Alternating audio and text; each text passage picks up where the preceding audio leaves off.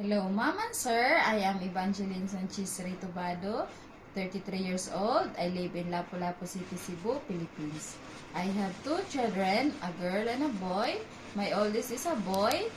He is 9 years old, and my youngest is a girl. She is 6 years old. And I am separated. I have 3 brothers and 2 sisters. And I am high school graduated. I worked before as a housemaid in Singapore for 2 years, since January 2020 to January 2022. I served 4 members, 2 adults, ages 45 years old and 43 years old, and 2 kids, ages 13 years old and 9 years old. And I also worked as a babysitter in Qatar for 2 years, since July 2022 to July 2024.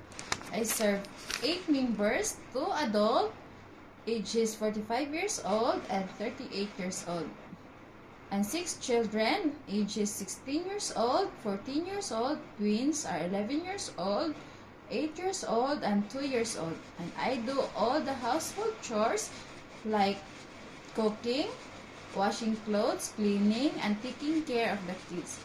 I am hardworking, trustworthy, fast learner.